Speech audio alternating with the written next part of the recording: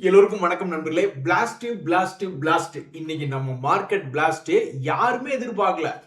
461 point என்பது இன்னைக்கு நம்முடைய மார்க்கெட் ஏறி 23,622 அப்படின்ற மாதிரி வந்து க்ளோஸ் ஆயிருக்கு. அவ்வளவுதாங்க நண்பர்களே. இனி எல்லாரும் ஆரம்பிச்சிருப்பாங்க. ஏகப்பட்ட அனலிஸ்டுகள், ஏகப்பட்ட பேர் வந்து இனி மார்க்கெட் பயங்கரமாக புல்லிஸ் ஆகுமோ இருக்குமோ, அதை எடுக்கணுமோ இதை எடுக்கணுமோன்னு அப்படி எப்படின்னு அவங்களுடைய ரேட்டிங்ல கொடுக்க ஆரம்பிச்சிருவாங்க. ஏன் அப்படின்னு கேட்டீங்கன்னா, இன்னைக்கு மார்க்கெட்ல ஒரு கட்டத்துல கரடிகள் பயப்பட ஆரம்பிச்சிட்டாங்க. என்னடா இன்னைக்கே மார்க்கெட் 1000 பாயிண்ட் இது ஏறிடுமோ, 2000 பாயிண்ட் இது ஏறிடுமோன்னு கரடிகள் பயப்படும்படியான ஒரு மிக கடுமையான ஏற்றம் மார்க்கெட்ல. இதனாலதான் அப்படியே சென்டிமெண்ட் என்பது மாறி சடன்லி திடீர்னு இப்ப எல்லாருமே வந்து அந்த பங்குகளை பிடிச்சி லாபம் பண்ண முடியுமா, இந்த பங்குகளை பிடிச்சி லாபம் பண்ண முடியுமா அப்படின்னு பார்த்துட்டு இருக்காங்க. இன்னும் பல அனலிஸ்டுகள் வந்து நீ எல்லாரும் மேல பாருங்க அப்படின்ற மாதிரி மார்க்கெட்டை மேல பார்க்க சொல்லி ஏகப்பட்ட பதிவுகள் வருகின்றன. சோ ஸ்டாக் மார்க்கெட்டை பொறுத்த வரைக்கும் ஒரே விஷயம்தான். ஒரு 200 டேஸ் மூவிங் ஆவரேஜ் கீழே மார்க்கெட் எப்பெல்லாம் கீழே சீப்பான ரேட்டுக்கு நல்ல நல்ல பங்குகள் கீழே விழுகுதோ அப்பெல்லாம் தொடர்ந்து கொஞ்சம் கொஞ்சமா அக்குமுலேஷன் பண்ணிட்டு என்னைக்கு ஒரு மிகப்பெரிய ஒரு விலை வருதோ அப்ப தள்ளி விடுறதா ஸ்டாக் மார்க்கெட்.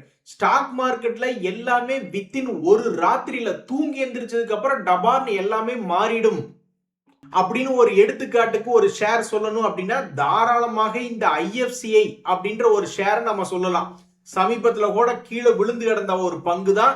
அதுக்கப்புறம் இவங்களுக்கு நியூஸ் என்பது இப்ப மார்ச் நியூஸ் முதல்ல இருந்தே இருக்கு, போன வருஷத்துல இருந்தே நியூஸ் இருக்கு, என்எஸ்சி ஐபிஓ வருது அப்படின்ட்டு. அதை வச்சுக்கிட்டே 2 ரவுண்டு தாராளமா போயிட்டு வந்துட்டான். 3வது ரவுண்டு இப்ப கூட மார்ச் மாசத்துல வெறும் 48 ரூபாய் இருந்தான். 48 ரூபாயில இருந்து இப்ப பார்க்கும்போது 84 ரூபாய். இந்த 84 ரூபாய் என்பது 2024ல அது வந்த ஹை. சோ ஸ்டாக் மார்க்கெட்ல ராத்திரியோட ராத்திரியா ஒரே ராத்திரியில அல்லது ஒரு வாரத்துல அல்லது ஒரு மாதத்துல மொத்தமா ஸ்டாக் மார்க்கெட்டையே மாத்திடுவாங்க. இனி இத்தனை நாள் கீழே போகும்னு நினைச்சுக்கிட்டு இருந்தவங்க, பேசிக்கிட்டு இருந்தவங்க எல்லாம் இனி மார்க்கெட் மேல போகுமோ அப்படின்ற மாதிரி மாத்தி பேச ஆரம்பிச்சிருவாங்க. சோ அன்னைக்கு சொல்றதா இன்னைக்கும் தொடர்ந்து ஸ்டாக் மார்க்கெட்ல பணம் போடக்கூடிய கெப்பாசிட்டி உள்ளவங்கனால மட்டும்தான் ஸ்டாக் மார்க்கெட்ல தொடர்ந்து அது சீப் ஆகிற சமயத்துல தொடர்ந்து பல்வேறு பங்குகள்ல பணத்தை போட்டு என்னைக்காவது ஒரு நாள் மார்க்கெட் வரும்பொழுது பணத்தை எடுத்துட்டு போயிடுறாங்க. சோ இப்ப எல்லாத்துக்கும் சடனா ஒரு கேள்வி வந்திருக்கு, எங்க கொண்டு போய் முதலீடு பண்றது அப்படின்ட்டு. இந்த கேள்வி மட்டும் எஃப்ஐஎஸ் வெளிநாட்டுக்காரங்களுக்கு வந்துருச்சுன்னு வச்சுங்களேன், நாம சொல்லக்கூடிய பதில் நேரா இங்க வாங்க, இந்திய பங்கு சந்தைக்கு வாங்க.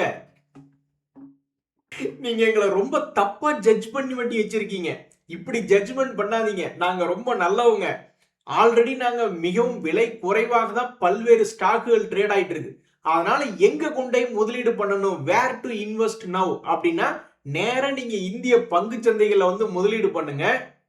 சோ நம்ம இப்ப பார்த்துட்டு இருக்கிறது ஃபாரினர்ஸ்னுடைய டே டு டே ஆக்டிவிட்டிஸ். நம்மளுடைய கேஷ் மார்க்கெட்ல சமீபத்துல அவங்களுடைய செல்லிங் என்பது ஒரு இடத்துல கூட நிப்பாட்ல. இந்த மாதம் தொடங்குனதிலிருந்தே முதல் கோணல் முற்றிலும் கோணல் அப்படின்ற மாதிரி ஒவ்வொரு நாளும் வித்துக்கிட்டே தான் இருந்திருக்காங்க. நம்ம ஆளுகளும் சலிக்காம பணம் என்பது தொடர்ந்து போட்டுக்கிட்டே தான் இருந்திருக்காங்க.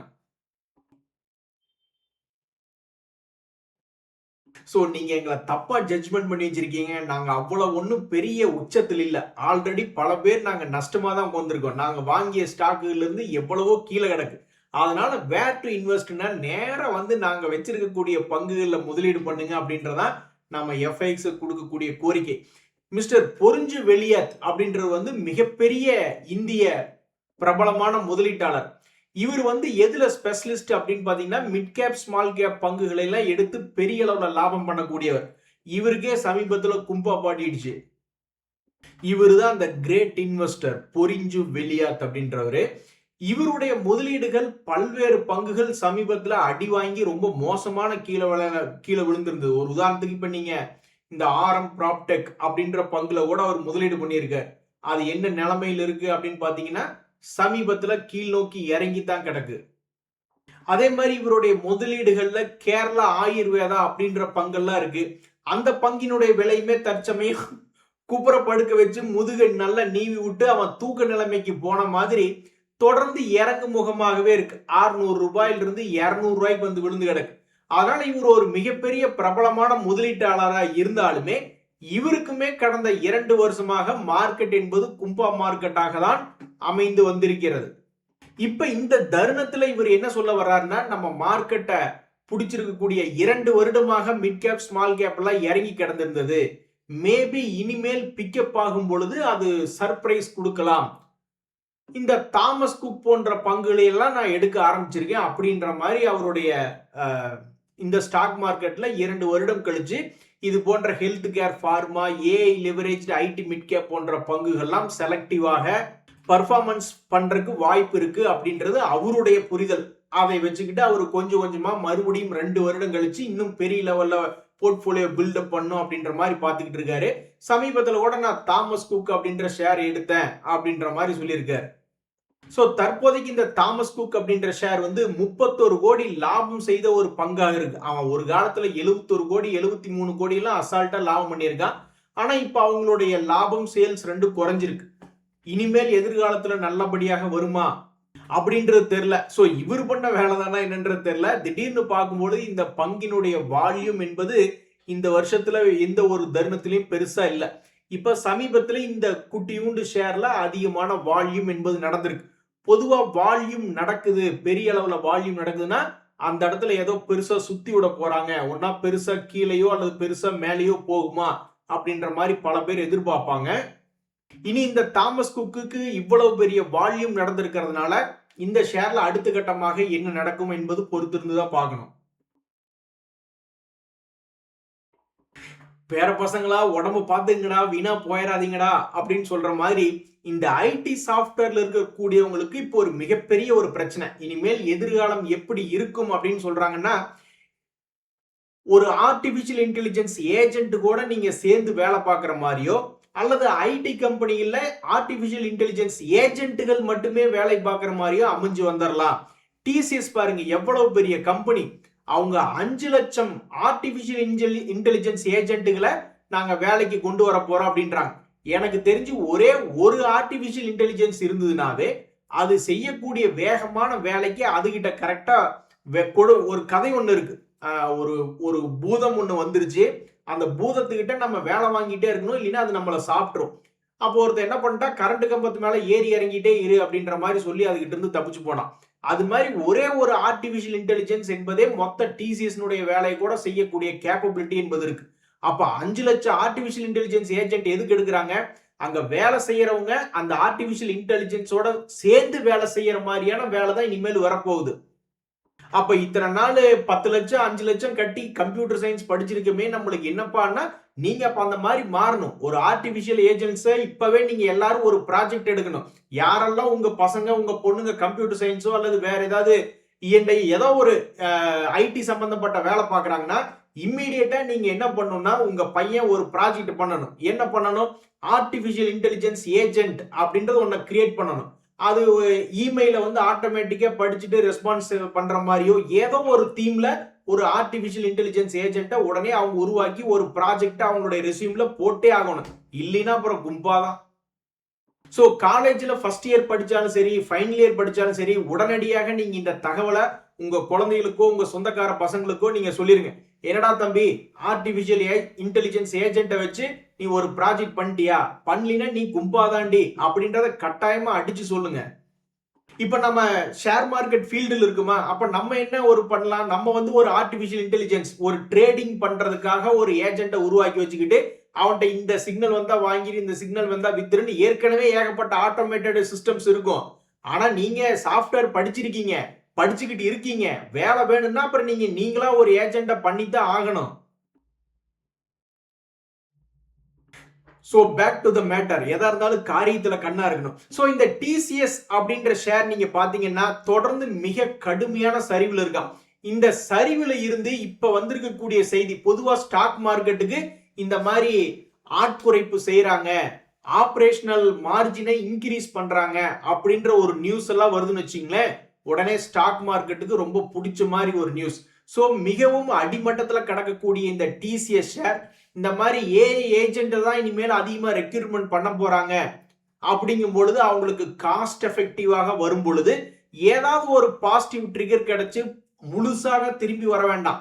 ஆல்ரெடி எவ்வளவு தூரம் இறங்கி இருக்கான், 4000 இருந்து 2000 திரும்பி ஒரு 3000 ரூபாய்க்கு வந்ததுன்னா கூட ஒரு மகிழ்ச்சியா இருக்கும் இந்த டிசிஎஸ் ஷேர் வச்சிருக்கிறவங்களுக்கு.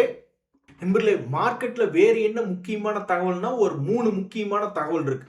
அதாவது ஷேர் மார்க்கெட்ல வெட்டுக்கிளிகளின் அரசன், அந்த காலத்திலே வெட்டுக்கிளிகளுக்கு வந்து ராஜாவாக இருந்த ஒரு பங்கு அப்படின்னு பாத்தீங்கன்னா இந்த ஏசியன் பெயிண்ட் தான். 2021 22 23 கூட மார்க்கெட் உச்சத்துக்கு போயிட்டு இருக்கீல கூட ஒரு கோட்டை 2 கோட்டை போட்டு கோட்டுக்குள்ளேயே ட்ரேட் ஆயிட்டு இருந்தவன் யாரு, ஒரு வெட்டுக்கிளி யாரு அப்படின்னா இந்த ஏசியன் பெயிண்ட் தான். அப்புறம் கெட்ட நேரம், இந்த ஏசியன் பெயிண்ட்ஸுக்கு இன்னொரு கம்பெனி வந்து போட்டியாளராக வருது அப்படின்ன உடனே அந்த ஷேர் மிகவும் மோசமா கிராஷ் ஆயிடுச்சு. அப்புறம் ரிலையன்ஸ் கம்பெனி மிகப்பெரிய ஆள், அவங்க ஏசியன் பெயிண்ட்ஸ் அவங்க கிட்ட இருக்கக்கூடிய ஸ்டாக்கை வித்துட்டு போறாங்கன்ற நியூஸ் வந்தோடனே இன்னும் கொஞ்சம் கீழே போனான். அதுக்கப்புறம் யூ டர்ன் போட்டவன் மேல வந்துட்டான். இப்படி மிகப்பெரிய அளவுல இறங்குவதும் ஏறுவதுமாக ஒரே இடத்துக்குள்ள சுத்தி கொண்டிருந்த ஏசியன் பெயிண்ட்ஸ்ல ஒரு முக்கியமான தகவல் என்னன்னா, வரக்கூடிய 9 ஜூலைல வந்து ஆனுவல் ஜெனரல் மீட்டிங். இப்போ க்ரூட் ஆயிலினுடைய பிரைஸும் கம்மியாகுது. ஸோ அடுத்து இன்னும் ஒரு மாசம் கழிச்சு முக்கியமான தகவல் ஆனுவல் ஜெனரல் ஏஜிஎம் வரக்கூடிய இந்த நேரத்துல இந்த ஸ்டாக்கினுடைய விலை ஏதாவது ஒரு பெரிய வாலட்டிலிட்டி காட்டுமா? ஃபர்ஸ்ட் இவன் வெட்டுக்கிளியாக ஒரு காலத்துல பறந்துகிட்டு இருந்த அந்த அழகை பார்த்துட்டு வந்துரும். அந்த அழகு எப்ப நடந்தது அப்படின்னு பாத்தீங்கன்னா 2021 இருந்து 2024 பிற்பகுதி வரைக்கும் நடந்திருக்கு. ஒரு குறிப்பிட்ட ரேஞ்சுக்குள்ளேயே ஏறுவதும் இறங்குவதும் ஏறுவதும் இறங்குவதுமாகவே சுத்தி கொண்டு மிகவும் ஒரு அற்புதமான வெட்டுக்கிளியாக தாவி தாவி ஆடிக்கிட்டு இருந்தான். இங்கிருந்து அங்க தாவறது, அங்கிருந்து இங்க தாவறது அப்படின்ட்டு. அதுக்கப்புறம் அவனுக்கு மோசமான சம்பவம் வந்து அவனுடைய லெவலை உடைத்த பிறகு தற்போது இவன் என்ன பண்ணிக்கிட்டு இருக்கான்னா, பழக ஒண்ணு விட்டு போகாதாயா அப்படின்ற மாதிரி 2200 பக்கம் விழுந்து ஒரு 3000 வரைக்கும் போயிட்டு மறுபடியும் அதே 2200 பக்கத்துல விழுந்து இப்ப மறுபடியும் 2700 பக்கத்துல போயிருக்கக்கூடிய ஒரு பங்கு தான் ஏசியன் பெயிண்ட். சோ இன்னும் ஒரு மாதம் கழிச்சு இவங்களுக்கு வரக்கூடிய அந்த ஏஜிஎம் சமயத்துல ஒரு வாலட்டிலிட்டியான நியூஸ் இருக்கக்கூடிய சமயத்துல இந்த பங்கினுடைய விலை ஏதாவது ஒரு வகையில பழைய ஹையோ, பழைய லோ வந்துச்சுன்னா ஸ்மார்ட் மணி கான்செப்டுக்காரங்க ஜாலியா தான் இருப்பாங்க. வா இன்னொரு ரவுண்டு போவோம் அப்படின்னு கையை பிடிச்சிக்கிட்டு ஜாலியா போவாங்க. சோ மிகவும் முக்கியமான செய்திகள் இருக்கும் பொழுது இந்த ஏசியன் பெயிண்ட்ஸ் அப்படின்ற ஷேர் தொடர்ந்து ஏறி தன்னுடைய ஷேர் ஹோல்டர்ஸ்க்கு நல்லதாக ஒரு செய்தியை தர போகிறதா, அல்லது கீழே விழுந்து புதிய முதலீட்டாளர்களுக்கு ஒரு கம்மியான விலையில டிஸ்கவுண்ட்ல கிடைக்குமா அப்படின்றத பொறுத்து இருந்து தான் பார்க்கணும்.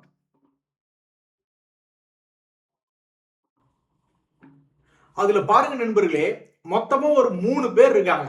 அந்த 3 பசங்களும் நினைச்சா அவன் மனசுல நினைச்சா பெரிய ஆளுகளா மாறி வரலாம். ஃபைனான்ஸ் சம்பந்தப்பட்ட பங்குகள் தான்.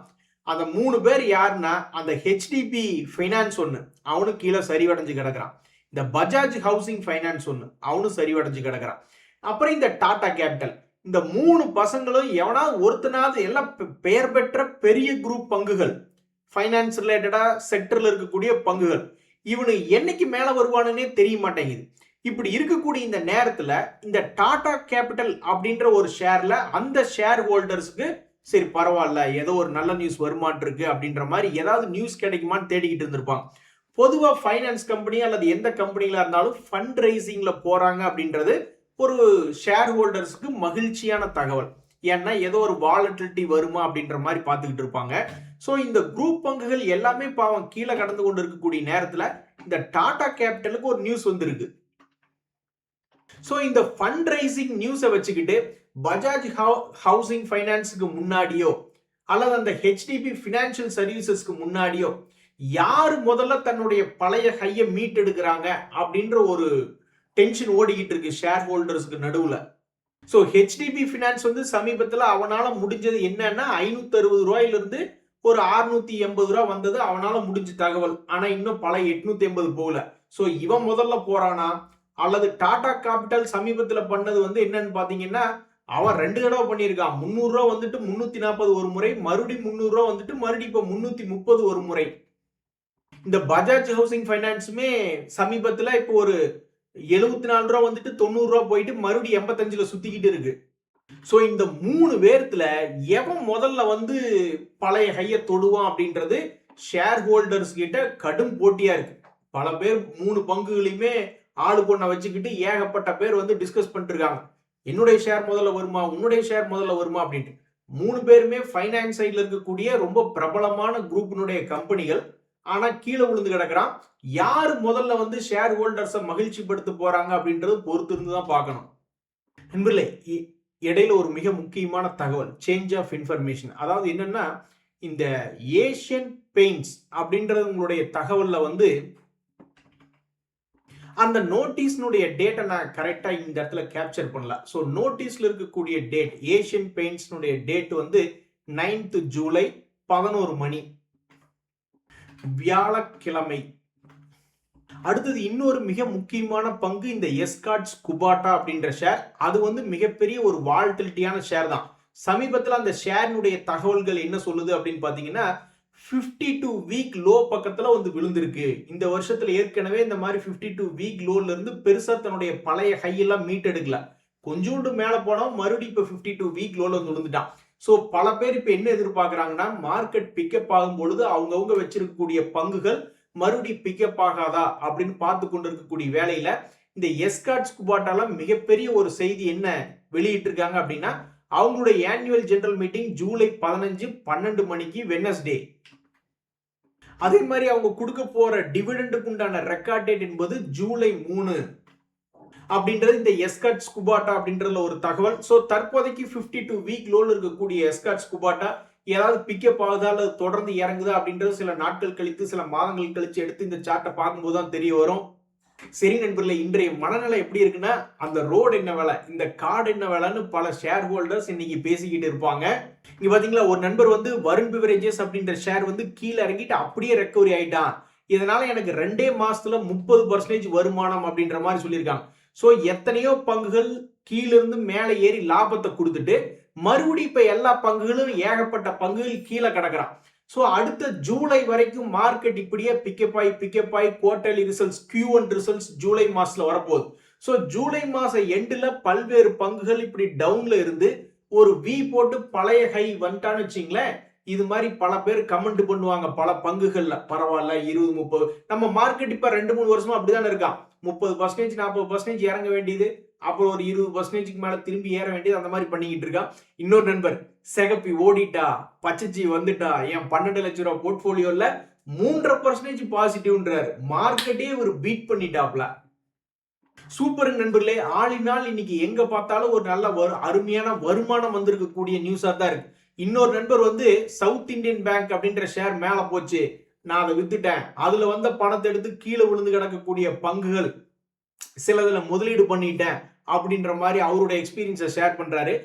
சமீபத்துல மார்க்கெட் சைட்வேஸா இருக்கிறதுனால இந்த மாதிரி பல பேர் பண்றாங்க. லாபத்துக்கு வருது வித்துவிட்டு எவன் கீழே கிடக்குறான்னா அதுல பணத்தை போட வேண்டியது, அவன் மேல வந்தான்னா அவனை வித்துட்டு இந்த கவுண்டமணி அவர்கள் ஒரு படத்துல சொல்லுவார், அட மோதிரத்தை வாங்கி என்னப்பா பண்ண போற அப்படின்னு கேட்டா, அட உள்ள வாங்கி வெளியே விற்க வேண்டியது தானே அப்படின்ற மாதிரி. சோ ஆளினால் ஒரு வருஷத்துக்கு 15%க்கு மேல லாபம் பிடிச்சாவே நீங்க நல்ல ஒரு லாங் டேர்ம் இன்வெஸ்டர்ஸ் மாதிரி தான். 15%க்கு மேல CAGR பிடிச்சாவே.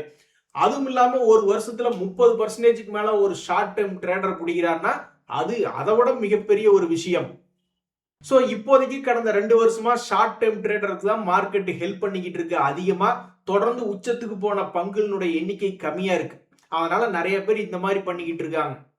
ஆனா அதுலயும் சில பேர்த்துக்கு கரெக்டா வேலை செய்யும், கரெக்டா சில பேர்த்துக்கு ஆப்போசிட்ல வேலை செய்யும். சில பேர் மேல வாங்கிட்டு கடைசியில கீழே வித்துட்டு மறுபடி போய் வேற ஏதாவது பங்கு மேல வாங்கி மறுபடியும் கீழே வித்துட்டு வேற என்னத்தையாவது பண்ணிக்கிட்டு இருப்பாங்க.